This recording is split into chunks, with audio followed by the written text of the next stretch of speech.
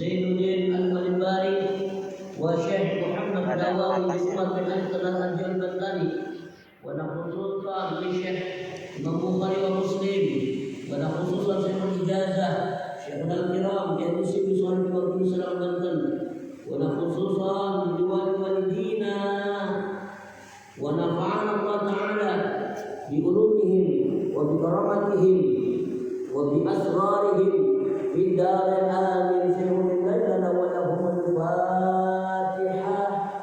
A'udzu billahi minasy syaithanir rajim. Bismillahirrahmanirrahim. Alhamdulillahi rabbil alamin. Ar-Rahmanir Rahim. Maliki yaumiddin. Iyyaka na'budu wa iyyaka nasta'in. Ihdinas siratal mustaqim. Siratal ladzina an'amta 'alaihim ghairil maghdubi 'alaihim waladdallin. Rabbil ighfir lana wa liwalidayna amin. Sambil yang baik diminum yang ada minumannya, dimakan dengan makanan yang ada. Terima kasih kepada masjid.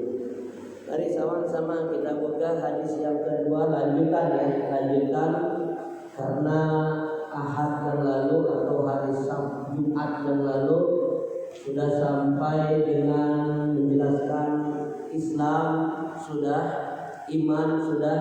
Ini terkait hadis yang diriwayatkan oleh Sayyidina Umar bin Khattab yang ada tiba-tiba kedatangan pria misterius, yang mana pria tersebut siapa kok bertanya dan kemudian membenarkan apa yang disampaikan oleh Kanjeng Nabi besar Muhammad sallallahu alaihi wasallam.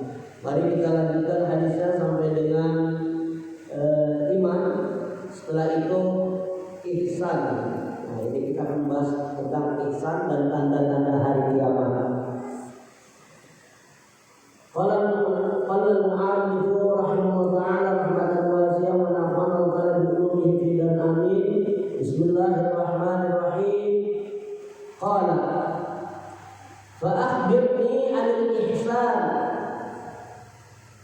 Kemudian bertanya kembali pria misterius tersebut kepada Rasulullah sallallahu alaihi wasallam, fa akhbirni 'anil Islam wahai Muhammad. Kabarkanlah, ceritakanlah kepadaku, tolong jelaskan kepadaku anil ihsan, mengenai ihsan. Apa itu ihsan? Qala Rasulullah SAW menjawab,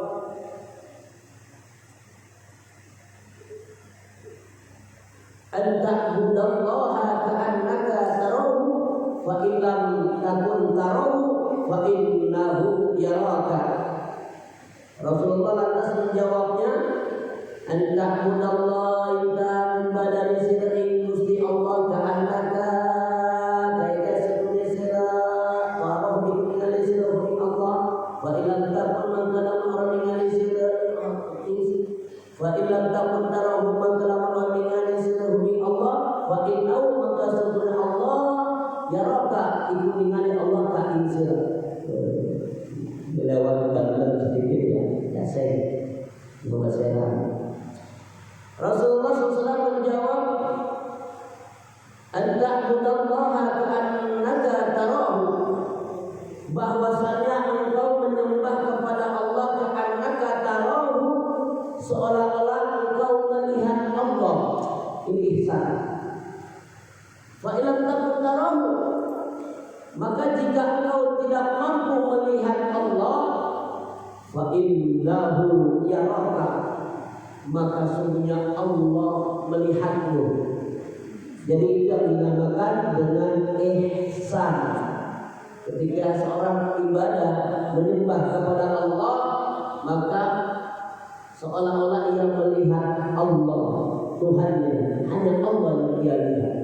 Akan tetapi jika tidak mampu, maka yakin yakinlah bahwa apa yang kita lakukan, ibadah apapun itu bentuknya baik mahdhah maupun ghairu mahdhah, baik terkait hablum Allah maupun terkait hablum minannas, maka yakinlah Allah melihatmu.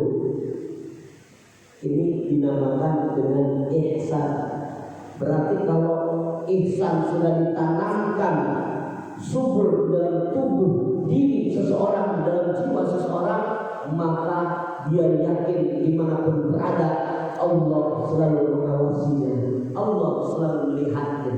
Jika sudah ditanamkan keyakinan ihsan seperti itu, maka dia tidak akan pernah ia berbuat kesalahan ataupun dosa.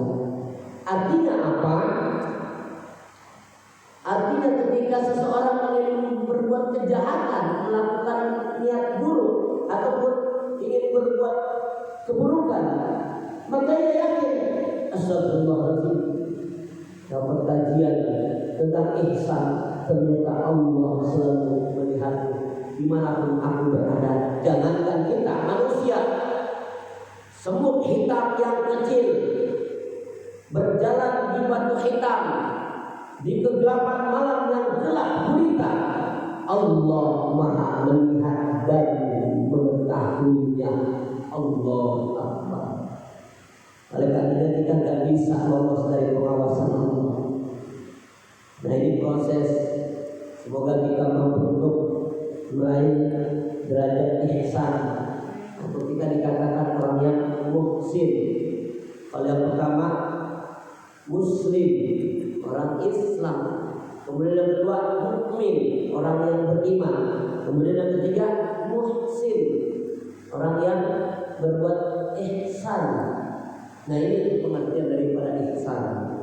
Kemudian setelah Rasulullah menjawab pertanyaan dari pria muslim tadi, qala fa akhbirni an sa'ah. Nah, pria tadi enggak langsung sedekah. Artinya langsung melanjutkan, oh benar yang dikatakan Rasulullah seperti itu ihsan. Maka dilanjutkan dengan pertanyaan selanjutnya, fa akhbirni an sa'ah. Maka wahai Rasulullah, kabarkanlah, jelaskanlah kepadaku tentang as-sa'ah, kiamat. Kapan itu kiamat terjadi? Qala, Rasulullah menjawab, mal mas'ulu anha bi'a'lama minasail. Allah anu kang den takoni anha saking sa'ah bi'a'lama lawan luhur minasail saking wong kang takon itu. Ya. Ketika ditanya terkait masalah kiamat, kapan terjadinya kiamat, Rasulullah menjawab, mal mas'ulu anha, tidak ada yang ditanyakan anha dari kiamat bi'a'lama dengan yang lebih mengetahuinya minasail, yaitu dari orang yang bertanya. Artinya tidak ada yang ditanyakan melainkan yang lebih mengetahui yang bertanya. Artinya apa? Yang bertanya lebih mengetahui daripada ditanya. Apakah yang menanyakan tahu tentang kiamat? Allah. Nanti ada sambungannya, ada penjelasannya. Kita lanjutkan. Apa bahasa yang selanjutnya di sini? Qala fa akhbirni an amaratiha. Ternyata pria muslim tadi tidak menjawab, berarti kiamat tidak ada yang mengetahuinya. Katanya tanggal 9 bulan 9 2009 dulu ada yang mengatakan seperti terjadi kiamat, mana lewat. Atau tanggal 12 bulan 12 2012 dulu ada yang mengatakan seperti itu, mana buktinya? Ya, prediksi kiamat tidak akan pernah ada yang mampu untuk menjawab kapan terjadinya. Yang pasti, ini. Fa'akhbirni an amaratiha. Wahai Muhammad, maka ceritakanlah kepada kabarkanlah kepadaku. Alhamdulillah, terima kasih. Maka kabarkanlah kepadaku mengenai tanda-tandanya kiamat. Kalau terjadinya hari kiamat tidak ada yang mengetahui, maka pria Muslim itu bertanya kembali tentang tanda-tandanya kiamat. Apa saja? Qala Rasulullah SAW menjawabnya, antalidal amatu rabbataha. Yang pertama, bahwasannya seseorang melahirkan tuannya. Nah, ini perlu dijelaskan. Ada yang menafsirkan berarti seseorang budak atau hamba, seorang hamba saya melahirkan tuannya. Berarti sama tuannya ada main majikannya. Itu secara bahasa ada yang menafsirkan seperti itu. Tapi ada yang menafsirkan lebih luas lagi. Saya bawa kitabnya biar nggak ngalau gitu ya. Sebetulnya banyak tafsirnya, tapi kita ada sumber lagi penafsiran dari tanda-tanda kiamat yang disebutkan oleh Kanjeng Nabi. Apa sih yang dimaksud dengan antalidal amatu rabbataha? Di sini saya bawa kitab Irsyadul Ibad ditafsirkan. Ini karya buah ilmiah dari Syekh Zainuddin bin Abdul Aziz bin Zainuddin Al-Malibari, orang India, mazhab Syafi'i ulama besar. Bahwasannya penafsirannya yang disebut an-talid dan ammatu rabbataha, seorang budak atau hamba saya melahirkan tuannya, ai sayyidatuha, yakni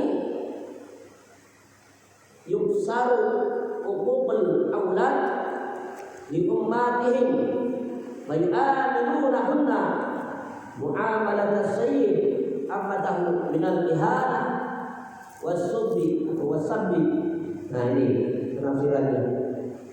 Yang dimaksud budak atau hamba saya tuannya adalah yakni yaksaru uqubul aulad li ummatihim, banyaknya kedurhakaan anak-anak maksud di sini jamaah ya, bukan satu orang aja. Durhakanya anak li ummatihim kepada para ibunya. Mereka durhaka kepada orang tuanya, yakni ibunya. Apa sih kedurhakaannya? Fayu'amilunahunna mu'amalat as-sayyid. Mereka mempekerjakan ibunya mu'amalat as-sayyid amatahu, seperti pekerjaan yang dipekerjakan oleh tuan kepada pembantunya, oleh budaknya, kepada budaknya. Ada enggak kira-kira sekarang tanda-tanda seperti itu? Ya Allah, ibu udah kayak pembantu, ya. Ibu yang melahirkan, yang menyusui, membesarkan, setelah dewasa, udah masa tua, istirahat, disuruh urus anaknya. Jadi baru, mohon maaf, sekali mohon maaf, dia ngopel dan lain sebagainya, seperti pekerjaan seperti majikan, seorang majikan yang menyuruh para pembantunya atau budaknya, seperti itu. Ini salah satunya, ya. Karena tanda-tanda kiamat itu kan banyak, berarti sudah terjadi, berarti dekat dengan kiamat. Nah, ini yang disebutkan Kanjeng Nabi. Kemudian minal ihana wasabi, yaitu dari menghinakan dan mencaci maki, dan juga mempekerjakan menjadi babu ibunya itu, ya. Kemudian ya, mohon maaf, ini sangat durhaka, ya. Karena dia berani membentak ibunya, bahkan mencaci maki ibunya. Ini bahkan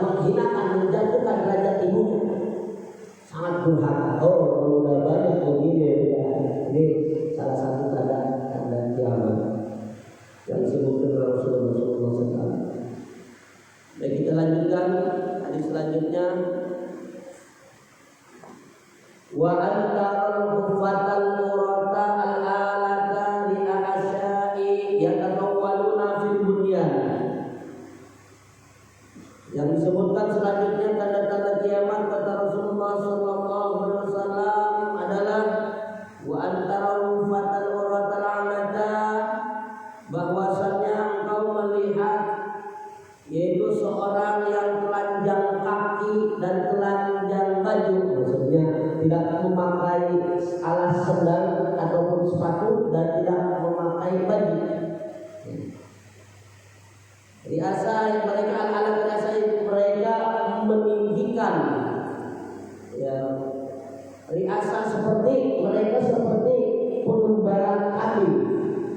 Artinya dalam digambarkan seorang pengembala kambing yang mungkin nyeker bahasa kitanya, tidak pakai alas kaki dari sandal ataupun sepatu, bahkan hanya pakai celana saja.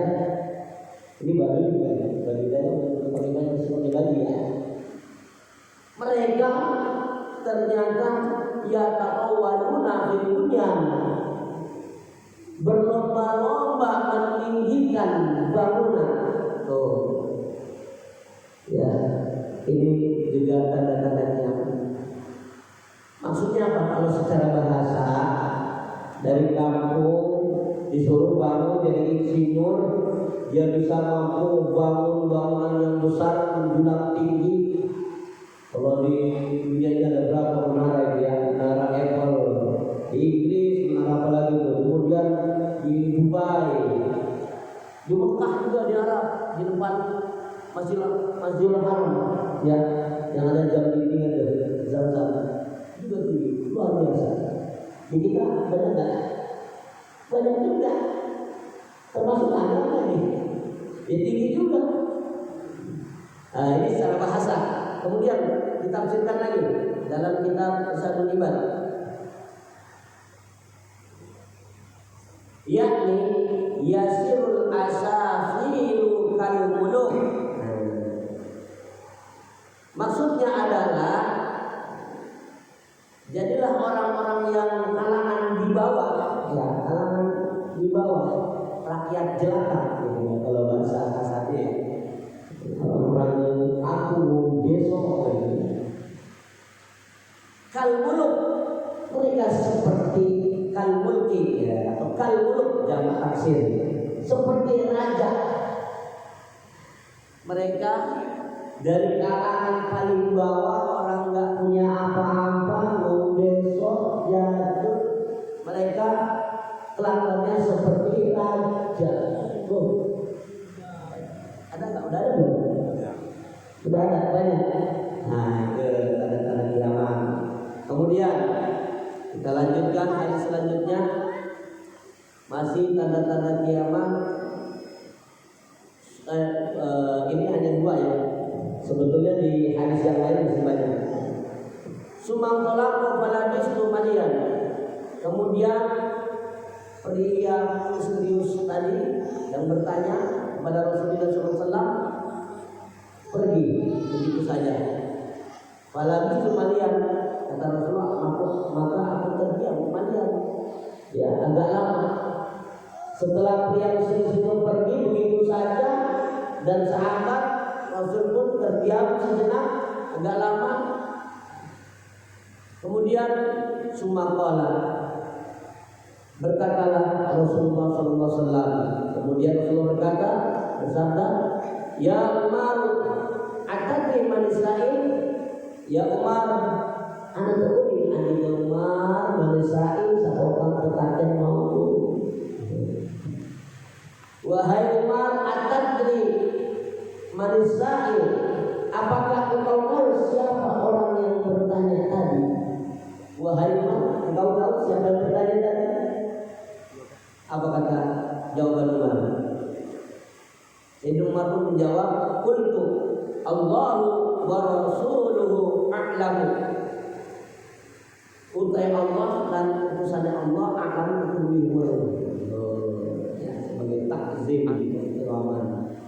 Aku menjawab ketika Rasulullah bertanya,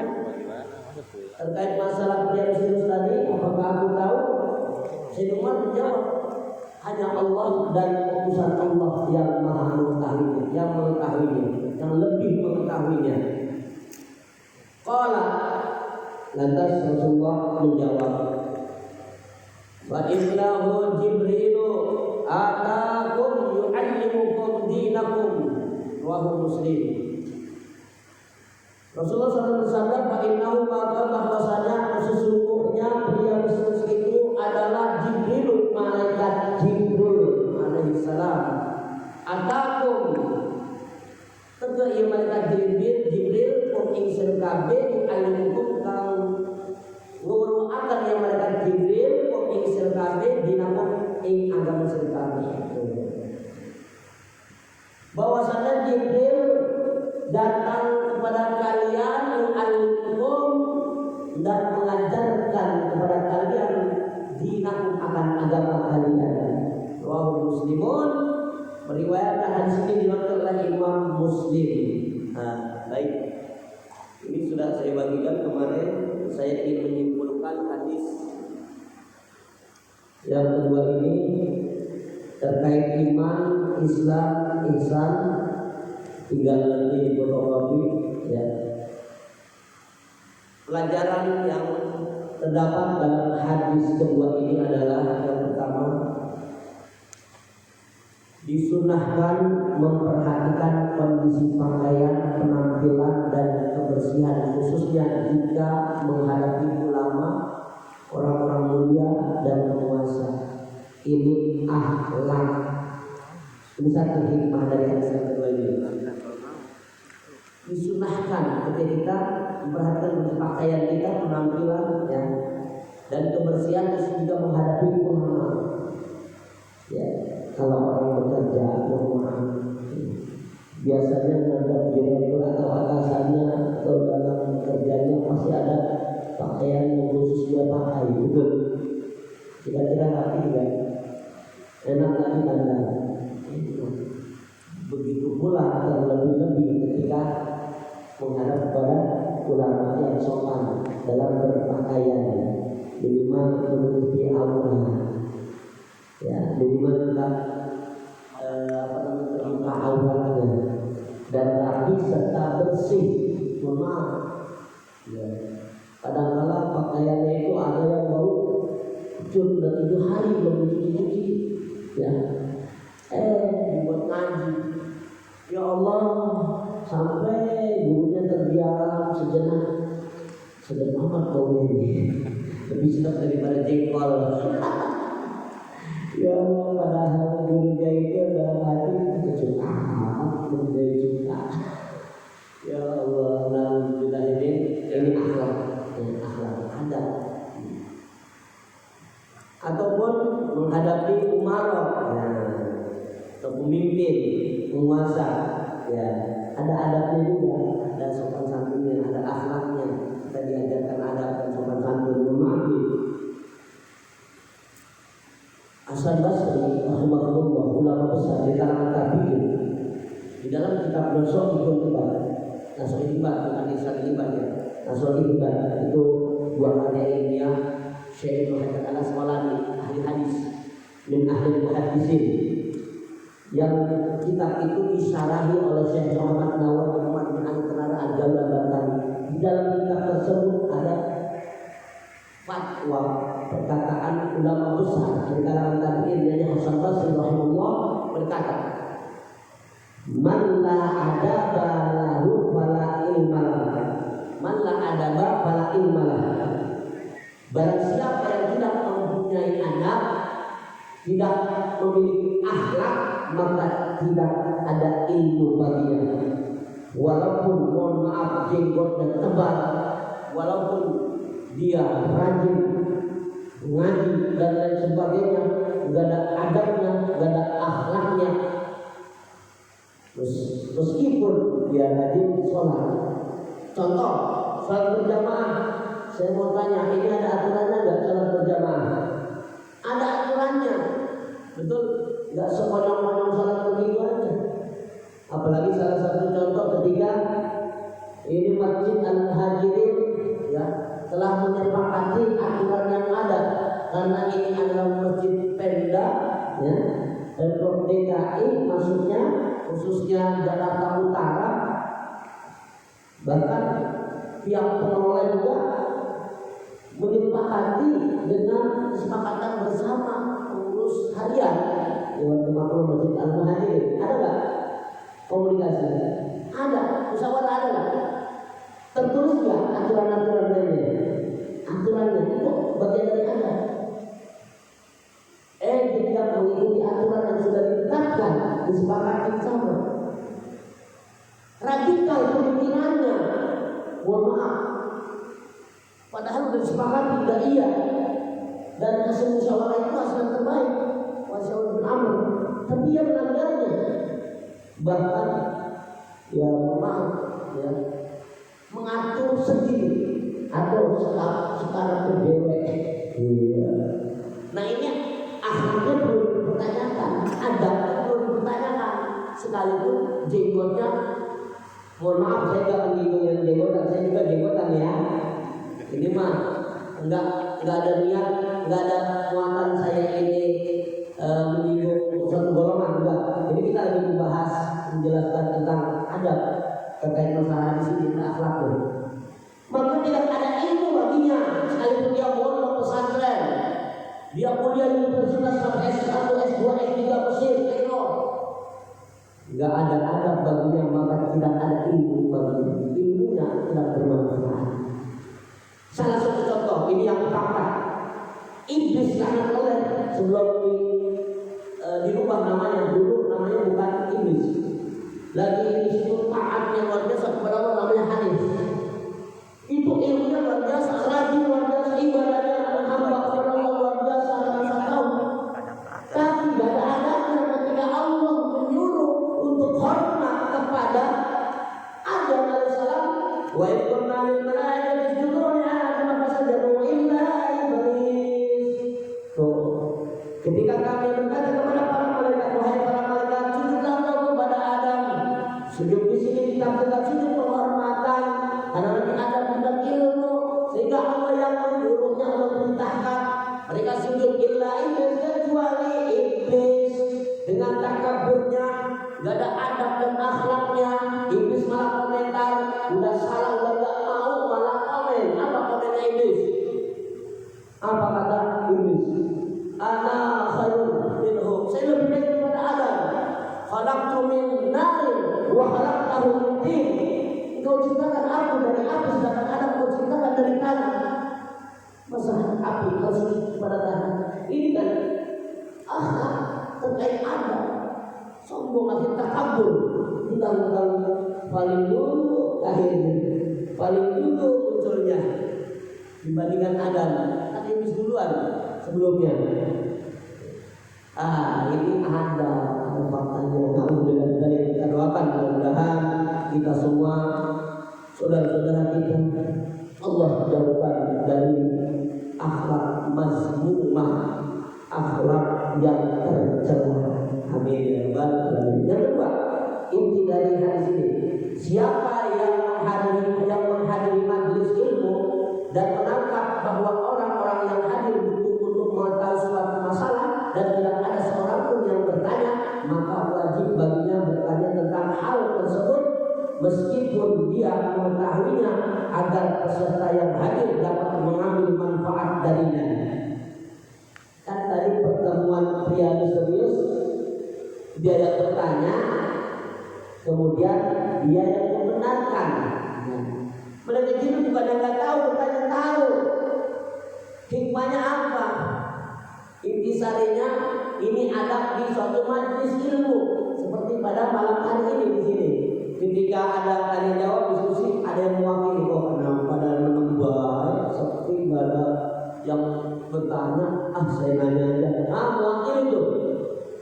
Sekalipun dia tahu, nggak apa-apa. Kenapa? Agar kiranya ini ada dalam majelis ilmu, agar mereka mengetahui yang hari ini. Mungkin, mohon maaf, mungkin ada yang kurang pede, kurang percaya diri untuk berkomentar atau bertanya, atau dia gengsi, atau dia malu, atau dia segan, atau dia gak biasa, nggak bisa ngomong. Kan jadi hikmahnya mereka jadi